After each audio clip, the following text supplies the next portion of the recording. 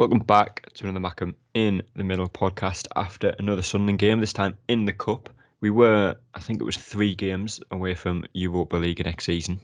It's fair to say we're not going to be getting that now after a 5-1 defeat away to Arsenal, which there are plenty of positives to come from, which you wouldn't necessarily think so coming from a 5-1 defeat, but there was. Dylan and John are going to join to talk about the game as well. And the first thing I suppose, John, is first game, I think I would say, in the last 6 years where everyone, from a Sunderland point of view, went into the game without a care in the world what happened. Yeah, it's nice to be on that end, isn't it? We're always under pressure. Especially where we are, there is always that massive pressure, and it's nice for once for it to be a big game. Because obviously we played Blackpool and QPR, not necessarily the biggest of teams. And there hasn't really been a pressure on us, then. But we're against a big, really, really big team who are absolutely flying in the Premier League. So it was nice to maybe have a free hit. Finally, should we say? Yeah, and it is one of them games, Dylan, where if Sunderland won, everyone would be absolutely buzzing. If Sunderland lost, like I said, no one really cared. It was kind of expected. You wouldn't expect to be, giving Arsenal, a team that is sitting fourth in the Premier League, a defeat. But like I say, we'll get into them. But there were plenty of positives to take from it. Yeah, no, exactly. I mean, I was going at the game and I would have just been, I was like, I'll be happy as long as we score. And we did. I know we got smashed 5-1, but I think that the performance was much better than the scoreline suggests, as you said. And I think the Arsenal fans thought that we cared much more than we actually did about this game, because I was sat right on the end, like the end seat next to the home end. And at full time, we were just like, putting the phone cameras in my face, that, and I was like, you do understand that? I literally couldn't care less that we just got beat. I wasn't really expecting to beat us, but I mean, yeah, no, it was a decent game. Though I still enjoyed it, even though we got smashed on paper. Yeah, like Dylan said there, John, we lost 5-1, but looking at the game as a whole, it wasn't really a 5-1 defeat, was it? A 5-1 defeat sounds like a heavy defeat where Arsenal have absolutely dominated you and could have scored more, but it wasn't really like that, was it? No, it was. I think they took their chances, and to be fair, they were a quality side. On the other hand, if we maybe take our chances, you look at it a different score. But you've only got to look at the Arsenal team. Do you know what I mean? Ben White played £50 million. Pepe, I'm sure we'll talk about him, but he goes for 70. Odegaard, he's playing at Real Madrid. Literally last season, and that type of thing. And then you've got Smith Rowe again, another one who's absolutely flying. And I'll name another one, Tavares at left back. He's only just come out of the team. So these players are absolutely on the top of their game in the Premier League. So for us, it was. I think we gave them a good game. You could probably see the difference in quality and here and there. Maybe just handling. I want to say the in-game pressure, because I don't think there was any pressure on that team as a whole, but you could see individually, I think a few of them just got, maybe a little bit nervous. Sort of Dan Neil, sort of first 20 minutes was caught in possession a couple of times. Just little things like that, but that's the difference between, the Premier League and League One. Yeah. It was always going to be an interesting game to watch, Dylan, to see how, the players that we've got kind of stepped up to the completely different level that they used to. Obviously, Mackem a few weeks ago at home, and then Arsenal away just a few weeks later. But Arsenal put out a strong side. I don't think it was a starting 11. They had a few players missing, like Lacazette and Saka and Gabriel and teams like that. But they still had a very strong team. I think it's fair to say a lot of the younger Sunderland players didn't look phased at all, and it almost looked like they've been playing Premier League the whole time. Yeah, no, I mean, all the players that we were looking forward to seeing how they did against a big team, I would say they all handled the game quite well. I think, other than Daniel's slightly shaky start, I think he was really good. Broadhead, obviously, with an excellent finish. Just a shame about his injury.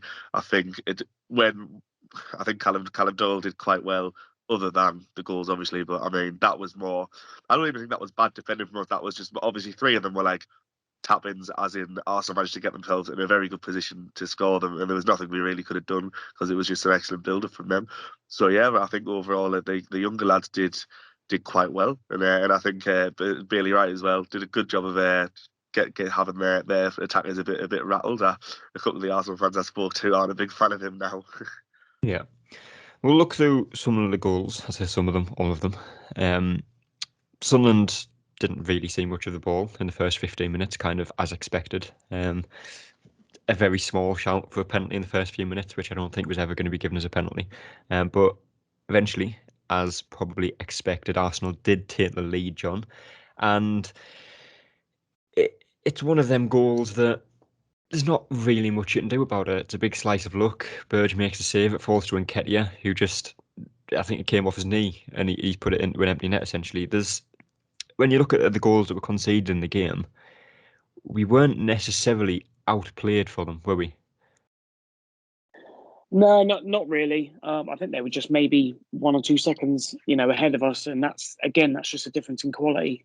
I'm sure we'll touch on the certain left back's performance, defending against Pepe, but I think all of them just, their vision and their ability to pick a pass was just, you could just tell that, the difference in quality is there. On the first goal, Burge makes a good save. I think Gooch is on the sort of falling over, but yeah, it's one of those you maybe want. I'll probably be hypercritical here, but you want at least one of your centre backs to be in and around that area just to be there.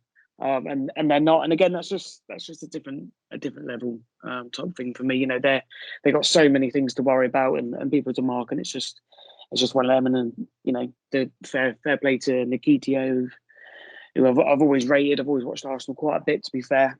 My wife used to watch him quite a lot. So to be fair, he is a very, very good striker on paper, and he's shown us what he's all about. Yeah, I think that might be my favourite pronunciation of his name, to be honest. Yeah, it's probably wrong. Is it Nketiah? Nketiah, I think it is, but that definitely sounds better. Yeah, definitely. It should be that. I do hate him now because he scored a hat-trick against us, but yeah, we'll give him that. Second goal, Dylan. Again, not necessarily outstanding play from Arsenal. This one was a deflection off Doyle. Pepe scoring it. Again, when you're playing a team like Arsenal, and I don't want to say luck wasn't in our favour because it wasn't necessarily luck, but just sort of avoidable goals, the first two. Yeah, to a degree, they were avoidable, but I mean, it's sort of like when you're in their ground with their players who are obviously, as much as it wasn't their stronger side, still players who are levels above the ones we've got. It's sort of like we were good, but class is sort of shown in moments like that, and then they took advantage of those moments where sometimes we didn't. I know, like we had a good couple few shots on target, but obviously only scored the one. I think we had about 5 shots actually on target, whereas they had the 9 and scored 5 of them. So yeah, I mean, it's just about if they're in the position and they finish it, and fair play to them, I suppose. Yeah, it was 10 and 6 for shots on target, so ratio is right, just one less for each team. But 3 minutes later, John, Sunderland did what I think what we were just hoping they would do in the game. I don't think anyone was really expecting a win. People were just hoping that it would score the goal at some point in the game, and probably scored the goal. Well, the best time to score the goal is obviously the first goal in the game, but when you're 2-0 down, 2-1 is a scoreline that kind of does change the momentum of the game, and we'll get onto that now, but it's a very good goal to score from Sunderland's point of view. We won the ball. I think it was Dan Neil that won it eventually. It's a good through ball to Embleton, who plays at a broad head, and that is not a League One finish, is it? No, it's not. And there's a reason why. He's registered to a Premier League team. Like you say, Dan Neil wins the ball, and his vision. We know in years gone by, midfielders would have, to hold the ball, maybe look for a free kick or play it out wide. But Dan Neil's got that vision to go forward, and thankfully we've got Elliot Embleton there, who can, again, it's probably on par with Dan Neil to see the run, and it's a fantastic run from Broadhead. And to be fair, we've sort of torn through a fairly decent Premier League team's midfield and defence. We've sort of shredded them. You can, even when the ball's going in, you can see, Ben White is absolutely fuming, but it's a very, very good goal. It's not a scrappy one, or we've battled it in from a corner, or like you'd expect. Say if Wickham played, I don't know, Man City, that's the sort of goal that Wickham would have scored. The old battering one. Whereas we played, a pure football one. And I think we were really, really unlucky to lose Broadhead, and obviously, we'll talk about the rest of the game, shortly. But I think as soon as he comes off, we lost that dynamic, which I think is that's how you're going to play against Arsenal. On that counter attack and those threaded balls. But as soon as you don't, as soon as you take Broadhead out of that, for me, I think we just, I don't want to say fell to pieces, but it just wasn't the same. And I think that's the reason we're on the end of a bit of a thumping on paper. Yeah, like John said there, Dylan, we lost the dynamic when Broadhead went off, but I think it wouldn't be too far to say we lost the game when Broadhead went off. A lot of the play when we went forward just through Broadhead. He had two up front, Broadhead with the pace, Ross Stewart holding the ball up. He was involved in pretty much everything that we did. Obviously got himself the goal. But the substitution was a weird one as well, wasn't it? Sunderland aren't going to defend and keep out an Arsenal side. To take off a striker, albeit a forced change, for an unfit fullback, it was a strange one. Yeah, no, I thought we were very much in the game until Broadhead came off, and as much as we were going to lose the sort of the chances we would have had with him on the pitch anyway, the fact that we brought Denver Hume on for him just it just made it worse, because I mean, like, obviously, as I said, he hasn't played much this season. He wouldn't have been completely fit, and he's just like.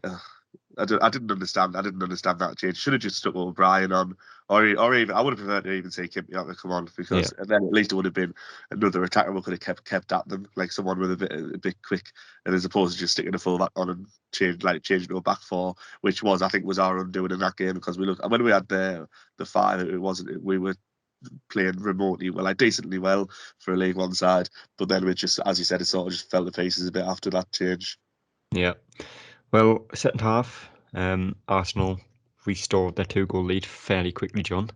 And I think it's the first of two defensive frailties, I will say, from Sunderland's point of view for the goals. Embleton, I don't know what he's doing there. Obviously, he went in for the tackle on, I think it was Tavares, ball into the box, and then Nketiah doing what Nketiah does, and just it's a good finish in the end. But from Embleton's point of view, you've got to take the ball, or you've got to take the man. But he does neither. He does nothing. Yeah, I think it's really poor from Embleton. I think he played really well. Just apart from that, and I think that did let him down slightly. I'd expect him to absolutely smash him there, even if you're nowhere near the ball. But I think the ball was there to be won. It is a really, really poor tackle, and not even in the sense that he gets the man, doesn't get anything, doesn't get the ball or the man. And I think it's Tavares who gets there and just sort of, he's got the pick of the Arsenal movement in the box, which is quality. So for me, it's really poor by Embleton. I think he's almost killed us with that. I'm sure the Broadhead substitution didn't was a big thing as well. But I think Embleton just not winning that. Just smash him if you have to. Take a booking.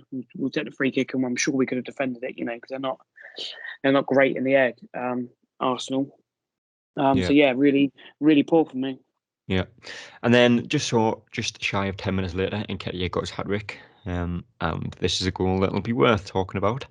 But initially, for the goal, we'll forget about the build-up for now, Dylan. Again, a ball in the box, a good finish, but again, it's not one of them goals that you look at and think, wow, he's hit the top corner from 30 yards, or he's skinned 4 or 5 players and done this and that. It's just a ball into the box, and we were second to win the ball.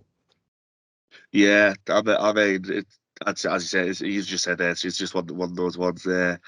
It was like, the finish itself was obviously brilliant. I was like, when it went in, I thought, no way he's done that. And I saw the replay, and I was like, oh, sort of resembled the one Broadhead did the other week. But yeah, no, we weren't quick enough to get to it.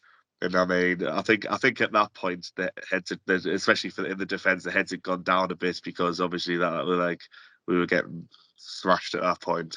And I think it's just a case of and Nketiah knew we had the beat of the defenders, having already scored 2, and he just went in and took the third goal. Yeah, but the build up for the goal, John. Some people would have you believe that you can't criticise players just because you're playing a Premier League team. But defensively from Hume for that one, I think that was the first time he got the ball put through his legs and did the same thing a minute later. You learn that when you're playing football at an under 7, under 8 levels. He couldn't have possibly had his legs any wider there. He's so flat-footed. It takes him 2 or 3 seconds to turn around to go back towards Pepe and try and get the ball back. It's just simple defensive error again, isn't it?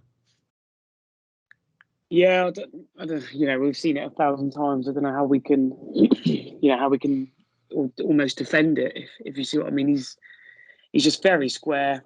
Very square on, and it's so easy. You literally just think just put it through his legs. It's It's even a case of after Pepe's put it through his legs, block him off, give away a free kick, but he does nothing.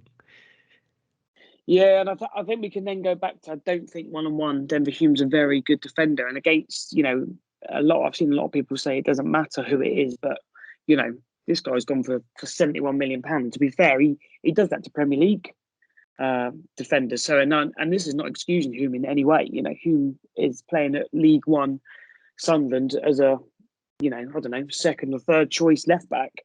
And again, I'm not excusing errors because they are really, really basic. But he's tearing them apart, and for me, he doesn't even get anywhere near the Sunderland team at the moment for me, and probably especially when everyone's fit, probably doesn't even get in the squad. And that's just the level he's at. But like I say, for me, I'm maybe a bit, I'm not that old, but I'm probably a bit old school, and I'm thinking maybe if Pepe's going to try and go 1-on-1 with you, you need to smash him early on.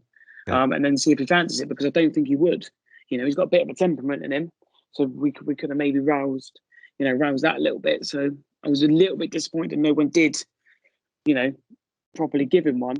And then what else can you say about being that? Was it twice got nutmegged? Could have been 3 or 4. And then booked a minute later for a similar kind of passage of play. Yeah, but the damage is already done. I think he knows he's got you on toast, and I think he probably couldn't wait to get off the pitch in the end. And I think it's all a bit of balance. I just think 1-on-1 he's a poor defender. I think he's okay going forward because he's got the pace, he can stretch the play, and I think we saw that in flashes. If I was maybe clutching at straws a little bit, for him going forward.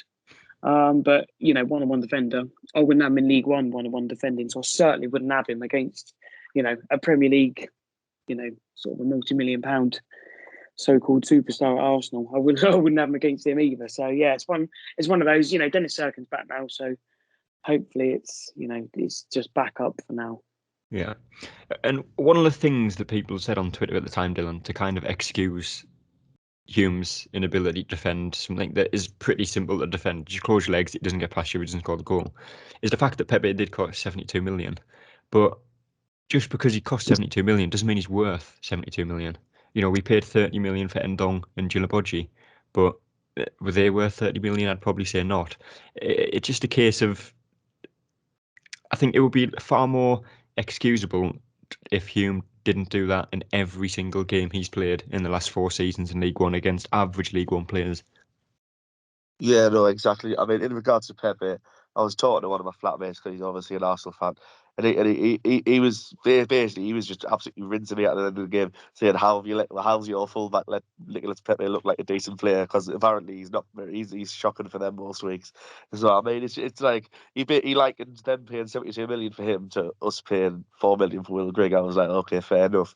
And then but on Hume, it's obviously he's poor now, and it's like, I think obviously he hasn't played much, but I don't want to hold grudges, but had he signed the contract when he was offered at the start of the summer, he would have got into the season as our first choice left back, and then through playing regularly, he would have improved. But it's at the point now where I'd rather see Tyrese Dice playing instead of him, because he's done for me now, I think. Yeah, I've seen people say that Hume should be used more as a forward player, as kind of a third or fourth choice option now. John, is that a fair way of putting it now? We've seen for a long time now he's not a very good defender, and to be honest, I don't know honestly if he's worse 1-on-1 than Big Fadzi never was. Defensively, like I'd generally make that comparison at this point. But would he be more useful going forward as opposed to defensively? I think maybe a little bit. I think you did see him go. Again, maybe it's if the Premier League's a little bit more physical, but when he was going through, when he was quite high up, he was just a bit weak.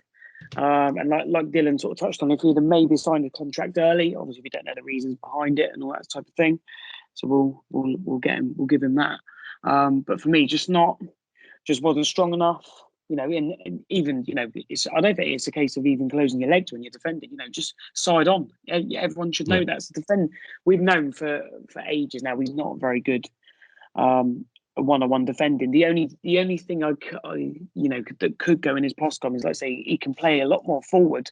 And I think when we play in League One, we will be a forward-thinking team as opposed to, we're going to have to sit back, tuck in, against an Arsenal. We're not going to have that. So maybe that's the only reason he is still here, and maybe he gets a bit of a chance. But I'd still maybe have O'Brien. I'd probably even give Kimpioka a chance in one of those a lot more forward thinking places.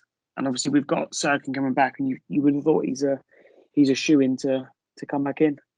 Yeah. Just while we thought it was going to end 4-1, and I think the commentator said something similar, it was 5-1. And again, it was very similar to the other, 3 or 4 goals in the game, John, where the ball into the box, there was that young Patino who came on for Arsenal, who was very highly rated. It's a simple finish, first to the ball. We were second to it. Again, not, like I say, Arsenal are a quality side. They're going to find them pockets of space and be able to pull off that pass. But on another day, we block them crosses or get that ball first and could come away with something from that game. And I think that is the main positive from it. Yeah, it is. Yeah. I don't think we marked those spaces very well. We were probably, caught up with their movement, and their movement was so good, and we're probably concentrating on sort of other people. And to be fair, he's only 18, they sort of snuck in and just sort of passed it in. I'm not sure I quite subscribe to he's a wonder kid, this little Patino, because he literally just sort of wandered in and just passed it in with sort of the freedom of the box. But like you say, normally we defend those areas pretty well. But I think you've maybe just got to take the game in isolation, and their movement is just phenomenal. I didn't know where to look when you're watching their movement and their passing and their range of passing as well. That's that's not the sort of thing that maybe they're used to. These defenders, they're obviously League One players, and they're League One players for a reason. So when you do go up to that Premier League, and we're talking the top end of the Premier League, it's not like we're playing Newcastle. You know what I mean? Then you will get that absolute pure level of quality. I think we did okay. Obviously, they took their chances, and it's a lot to learn. It's a good learning curve and a good experience for them, and they deserve it. And it's a shame that it ended 5-1, but that's the way it goes. But it's, I don't know, when was the last time we were happy when we lost 5-1? Yeah, well, it certainly wasn't Rotherham. But that is the second 5-1 defeat of the season, Dylan. But like I say, compared to the Rotherham one, it feels very different. You're playing a much better side, and the performance from Sunderland wasn't a bad performance at all. You got Dan Neil, who, like we say, he had the first 5-10 minutes, you could tell it was kind of his first game against a Premier League side and wanted to impress possibly a bit more than he needed to. But he grew into the game as it went on. Broadhead, who looked like he's been playing Premier League football his whole life, and that finish was a very good finish. His injury is going to be a big blow to Sunderland, but Alex Pritchard, probably one of the best players on the pitch, which, considering he's playing against former Champions League winners, former Champions League players, and Premier League winners, that is it's some feat, that. Yeah, no, I thought it was brilliant. Obviously, I think he was definitely up for the game. Obviously, having come through at Spurs, he'll have been looking forward to playing Arsenal. But I mean, it was clear to see why he's been playing in the Premier League before, and I think he's one of those players where, if he hadn't had such a consistent injury record, he'd probably still be playing Premier League or at least high-end Championship now. So I mean, if he's going to play like that every week from now on, especially in League One, we've got one of the best midfielders in the league on our hands, really. Yeah. And like we say, John, he did have a kind of a tough start when he first signed for Sunderland. He hadn't played too much football. He didn't look fit. He couldn't play the full 90 minutes. But in these last 4, 5, maybe 6 games, he's been one of the most consistent players. He's shown what he's capable of. For someone who's God knows how tall, he's very difficult to get off the ball. Yeah, he's another one who's he's played in the Premier League for a reason. And Huddersfield paid £11 million for him, which again is another one of those. He didn't obviously have the best start when he come here, but it's nice to see a player actually come here. And I say nice to see, when we always sign players who either haven't had a pre-season or are out of favour at their other teams and don't train, and they're the sort of players we get. And then when we get them players up to speed, it's a bit like, oh, okay, it's just another, flatline level League One player. So it's nice to see us actually, okay, we've had to get him. He's had his troubles. He didn't have a pre-season, but we've got him up to speed now. And you'd probably say he's, again, Tuesday, he was probably, our best player, holding the ball up. And he didn't look out of place, one little bit. And we're actually seeing that, in League One consistency now. And as long as we can keep him fit, touch wood, I think we've got a very, very good player on our hands. Yeah. Well, we'll go into play ratings like we do. And Dylan, Lee Burge, 6 out of 10, made some good saves. Could have possibly done a little bit better with the first one, but it's a close range save where you'd probably expect a defender to clear it as opposed to Burge making a double save. So I'd probably say 6. Yeah, no, I completely agree. I had him down for a 6 as well. As you said, some of the saves he made quite impressive. There was a few that I was expecting. I was expecting him to just let fly past him, and he managed to get hands to it, which was fair play to him, because I was a bit disheartened when I saw him starting 11 instead of Hoffman. But no, other than the goals, but a few of which he couldn't do anything about. Yeah, he was decent. Yeah, John. Yeah, same. I go for 6. You couldn't really do anything with the goals. Maybe slightly on the first one. My only probably bit of a criticism maybe that I would have preferred to see Hoffman start, because I think he maybe gives us something at the back, on that massive pitch of playing the ball out. I think his distribution on the ground, sort of passing it out, is a lot better than Burge. That's maybe my only gripe with the goalkeeping situation on Tuesday. Yeah. And again, back you, John, and then Gooch started the game at kind of left back, left wing back. Probably did a better job than Denver Hume did when he came on, which, considering Gooch is an attacking right winger, essentially, that does speak volumes. So yeah, I'd probably say 6 again. Yeah, same. I've gone with 6. I thought he was a bit overrun in the first half, but that's because Arsenal get so many players forward. Second half he goes a bit higher, and he was willing to take his man on every time. Probably didn't come off not as much as it should have done, but he tried, and that's all we can ask for. So yeah, 6. Yeah, Dylan.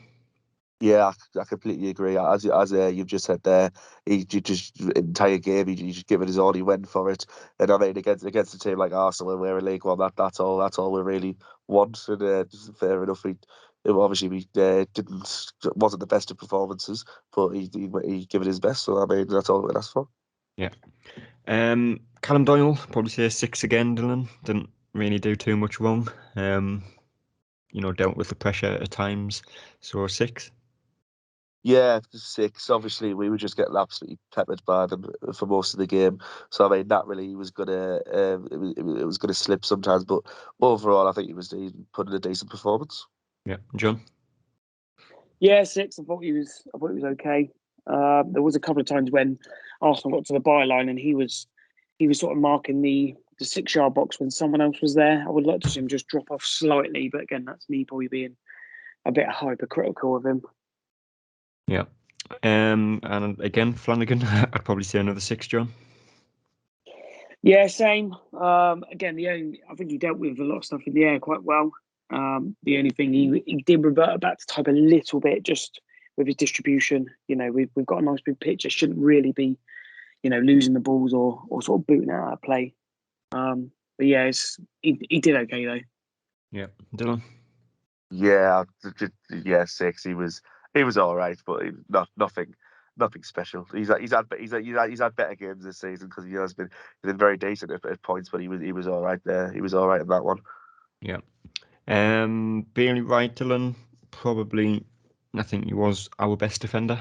Won his fair share of headers.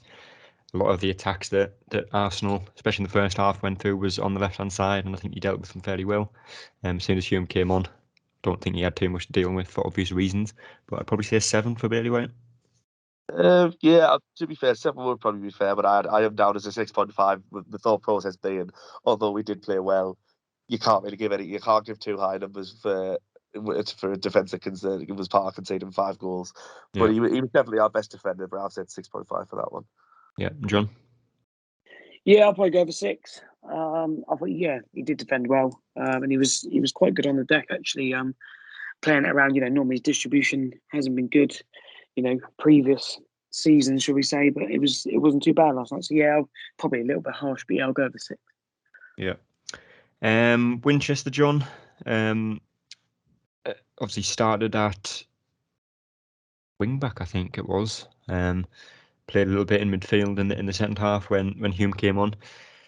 Good save from Leno to deny him what would have been the equaliser in the game late in the first half. But again, just kind of a decent but unspectacular performance. So I'd probably say 6.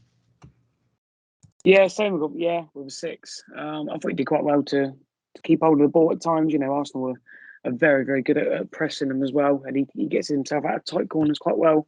I think we do lose a little bit when we put him out wide, but he probably did, like Johnson said in his post match, said, Winchester sort of, he's earned a chance to maybe play at that. So I totally support that. But yeah, I'll go along with 6. Yep, I'm done. Yeah, I could miss 6 as well. Winchester just like this season, just one of those players where he's been so solid for us. Just puts in a consistent 6 or 7 out of 10 every week, whether we're winning or losing. And I think he's a real key part of the squad now because he just runs constantly for 90 minutes. So yeah, give me 6 for this one, but it definitely gets more credit than some. Yeah. And again, Dylan Embleton, probably again another 6. Obviously got the assist for the goal. Nearly scored 2 screamers in the game, one of which would have been in the wrong net. That did eventually lead to their opening goal, I think it was, from the corner. But yeah, probably say 6. Yeah, I'll give him a 6. Had that left-footed shot that was going to look like it was flying top corner gone in, it would have been given him a 600 out of 10. Yeah. But it's unfortunately just wide. But yeah, no, he was all right. Obviously, he got the assist for Broadhead, didn't he? Yeah. Yeah. So I mean, he's obviously nice for him there. He played well, but I think it was obvious that we were playing against a Premier League team. But no, He's he no did. Martin Odegaard, is he? No, not quite. Not yet. He's no John, Dan Mills. Exactly, not yet. John, for you? Yeah, I'll go for 6. Probably would have been a 7 if it weren't for that. The tackle that he didn't make. Challenge that wasn't a challenge. Yeah, I probably would have had him at a 7 because I thought his ball retention and playing forward was really good, to be fair, considering he's in League One and Arsenal in the Premier League. So yeah, I thought it was good, and hopefully that he gets his chance. Yeah. Going forward now in League One. Yeah. Dan Neil, again, probably a 6, John. Like I said, it's his first season in professional football, first time he's played against a Premier League side, and he didn't look out of place. Did nothing, spectacular as you probably would expect from someone in that situation. But didn't really do anything wrong first 5-10 minutes. Like I say, a bit shaky, a bit cautious on the ball, and gave the ball away a few times more than he probably should have. But in general, don't think he had a bad game. 6. Yeah, same. I've gone with 6. After those first shaky moments, I thought his ball retention and the will to play forward, especially against again, we keep saying it, a Premier League team. Then I thought was spot on. Once he sort of settled down and got to the pace of the game, and when we did have the ball, I thought it was good. And his vision, we said it earlier, his vision to go forward on the counter and find Embleton that we eventually score from is brilliant. It's something we definitely need. Yeah, and Dylan.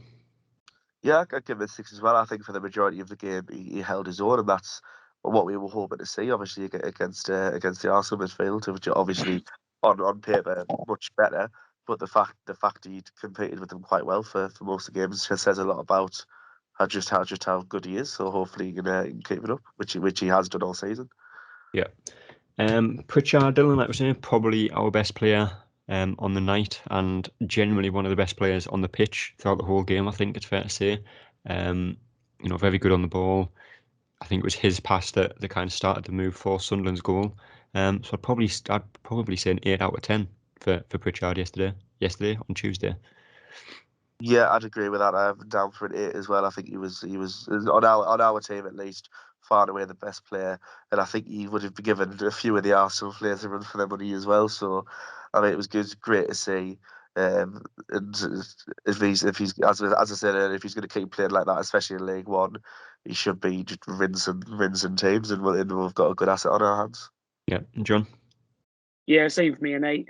I thought it was really, really good, to be fair, and I think as well. I think he held the ball up better than Ross Stewart did, and brought others into play. Like you say, if we could build around that and keep that going in League One, then like we said earlier, we've got a real good asset on our hands. Yeah. Ross Stewart, John, probably 6 out of 10. Didn't really have too much involvement in the game. Obviously, Arsenal's defence are very physical and very aware of the situation and typically get the ball before most forwards, yet alone a League One forward. But again, I'd probably say 6. Yeah, I'll probably give him a 6 for his effort. I don't think he played very well. I know he's playing sort of, what we'd call the lone striker role, maybe, and it's even more when Broadhead goes off. But I wasn't that impressed. But he, to be fair, he does work as Arsenal for every single game. So you've got to give him that. And I think we know the Premier League is sort of 3 or 4 seconds quicker than League One, and maybe just didn't get to grips with that. With just holding the ball up. A defender's going to step in, whereas a League One defender's just going to try and kick the shit out of you. So he obviously knows that, but not in the Premier League. So yeah, I'll give him a 6 because he did work hard. Yeah, and Dylan. Yeah, I'll have a 6 as well. He put himself about, but obviously he didn't. Not much came of it. But as you've just said, it's a bit different doing it against Premier League defenders, one of which went for 50 million, than it is to do it against, I don't know, let's say Morecambe's defenders. So I mean, I'm not gonna hold it against him, but it wasn't a good performance from him. And last but not least, Broadhead, Dylan. Obviously only played half the game, but got a goal, took it very well. And he was the threat for Sunderland. And the fact that he went off, we didn't really offer too much of a threat. It kind of tells the story as it was. So I'd probably say 7 for the 45 minutes that he was on the pitch. Yeah, I've got him down for a 7 as well. I think he took that finish brilliantly. I mean, like not many League One players that can say that they've chipped Leno. So I mean, I'm sure he was pleased with that one. But I have to say, had he not got injured and got off at half time, I think that 7 would have been potentially a higher number by the end of the game, because he didn't look like slowing down. I was thinking before he went off, I was thinking he was probably going to get another one at some point. But so hopefully he's not out for very long. I don't know if they'll put a time frame on it yet, but if it's too long, then that could be very bad news for us. Yeah, and I've seen someone post on Twitter that he could be out for 2 months, which would not be very good. I don't think the club have said anything about it yet, but that is kind of the word at the moment. Hopefully not a very factual word. But John, Broadhead? Yeah, same gone for 7. Like you guys are saying, it probably would have been more if he'd have been able to play the whole game. We know we've got a very good player who's banging form, and it's such a shame that all we've done is sort of half chase the ball, and that's the injury that by the sounds of it, it's going to be 2 months. He's out for, I think they said today that he's had a scan and they're just waiting for the results to see the extent. So that is a real shame to lose him, because he's just found that real consistency.